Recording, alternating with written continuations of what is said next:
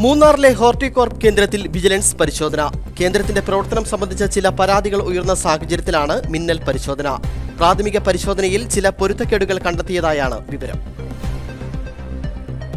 വട്ടവട, കാന്തല്ലൂർ, മറയൂർ തുടങ്ങിയ മേഖലകളിൽ നിന്നും ശേഖരിക്കുന്ന പച്ചക്കറികൾ സംസ്ഥാനത്തെ പ്രധാന മാർക്കറ്റുകളിലെത്തിച്ച് വിൽപ്പന നടത്തുന്നതുൾപ്പെടെയുള്ള പ്രവർത്തനങ്ങൾക്കാണ് മൂന്നാറിൽ ഹോർട്ടികോർപ്പ് കേന്ദ്രം പ്രവർത്തിക്കുന്നത്.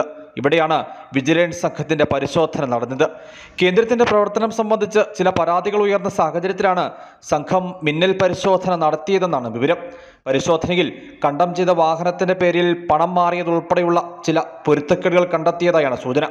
വരും ദിവസങ്ങളിൽ ഇത് സംബന്ധിച്ച് കൂടുതൽ പരിശോധനയും അന്വേഷണവും നടന്നേക്കുമെന്നും സൂചനയുണ്ട്. News bureau, Adimali.